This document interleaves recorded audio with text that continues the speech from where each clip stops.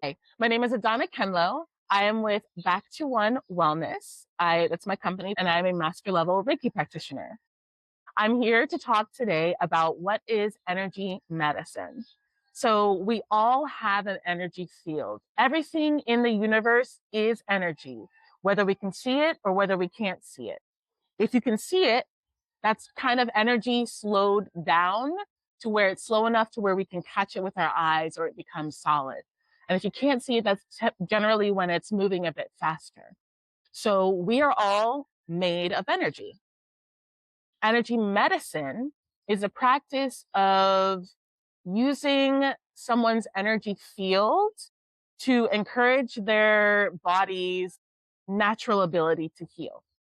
So just like plants and places all are made of energy, we can use energy medicine to help even our plants. We can use energy medicine to help our pets. We can use energy medicine to increase the vibration in our home or to clear stagnant energy or to uplift the energy in our own home. So as we know, laughter is the best medicine.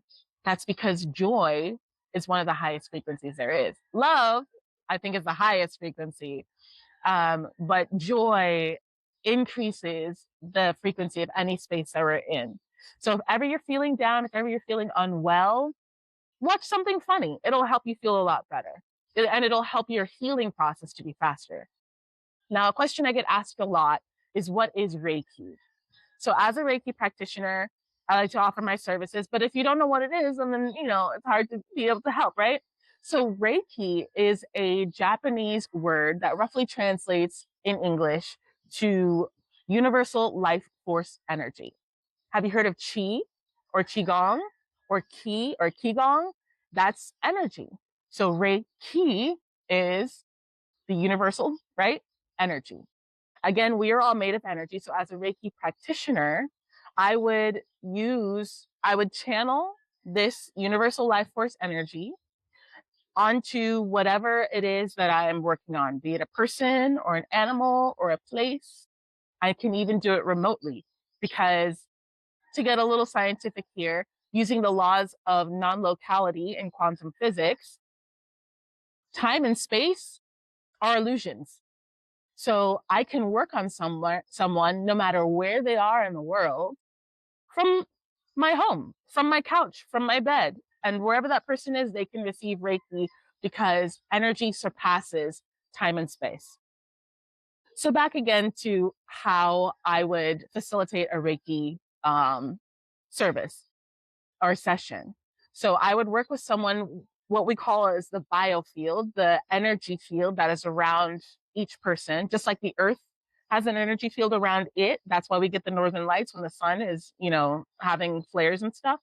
We all have our own energy field. So I work with that energy field to find any blockages, to find any disharmonies.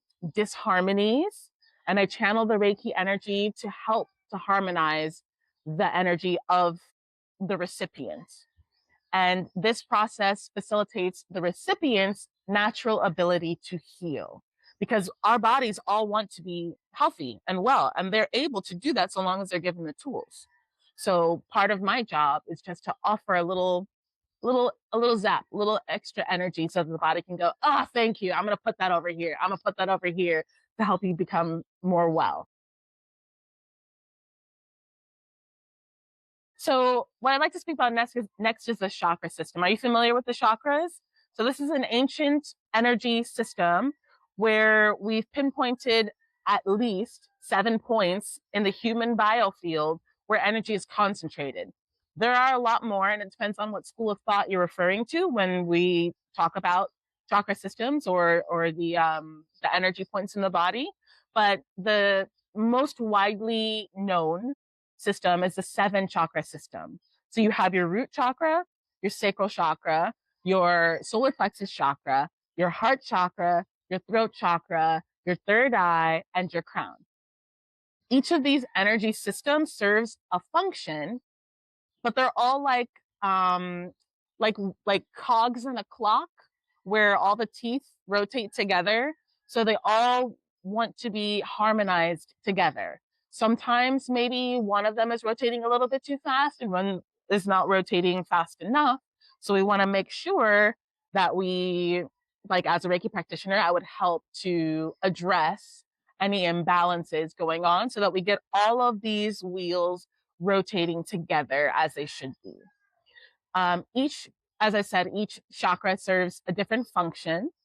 So for example, the heart chakra is something that we really want to be digging into these days in order to stay peaceful and calm and loving, because these are the energies that heal ourselves and heal those around us, especially in trying times. It can be really hard to remain in the heart during when things are tough.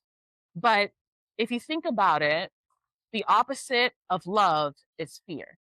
The opposite of fear is love. So it's really hard to be in our heart when we are in fear. And it's really hard to be in fear when we're in our heart. So whenever things get tough, something that you can do at home is just put your hand over your heart and just breathe. So I'm also instinctively putting my hand here over my sacral chakra, because this is where we feel safety. It's one of the chakras where safety is concerned. So you can put your hand just below your belly button and another hand right over your heart. Take a few deep breaths, closing your eyes, looking within, putting your focus on your heart and your focus on your sacral chakra, and breathe. Visualization is a big part of energy work because, to get scientific again, thought is real. Thought now is quantifiable. Scientists are now able to measure thought. So now we know that what we think is real. What we think becomes manifest, becomes physical. So if you think of a big healing light around your head, it's real. So think of a big healing light when you're doing this exercise. You can think the color of the heart chakra is green, and it can also be pink.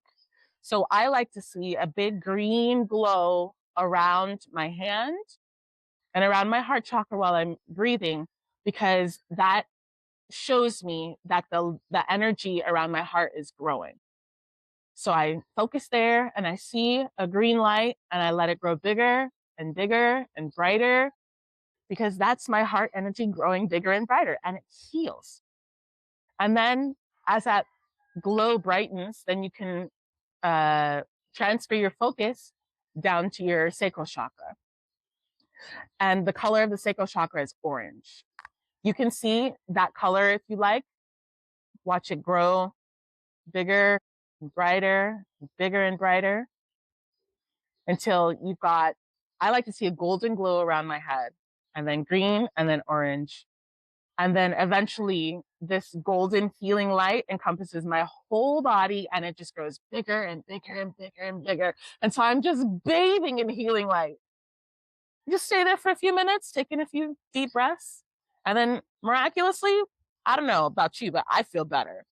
So sometimes these practices need practice, because practice makes permanent. We don't want to say perfect, because there's always growth, right? Always room for growth. But practice makes you stronger as well. So I would say practice that a few times a day if you're feeling anxious or you just want to get good at it. That's also a great way to start a meditation practice. Meditation is a topic for another day, but don't let it intimidate you. Sometimes a few deep breaths is all you need. Now, this is a practice that you can also do on your family members and on your kids, on the front of their bodies or on the backs of their bodies, if anyone is feeling ill or anxious or upset. It's a wonderful bonding exercise also for families. Now, if Reiki is new to you, please know that there are practitioners like me out there, Reiki practitioners, who can help you in your healing journey. And if it's something that you're not quite too sure about, we're very much trained in the art of healing light. So anything that is healing and beneficial, there's so many modalities out there. So I just invite you, if you're feeling a little hesitant, maybe do some research on it, or maybe just call one of us to have a conversation, or even just a quick trial session to see how you feel about it.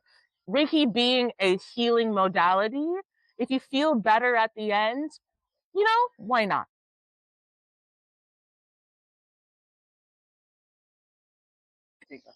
Thank you so much for joining us today. And thank you also for allowing us to be a part of your journey toward wellness.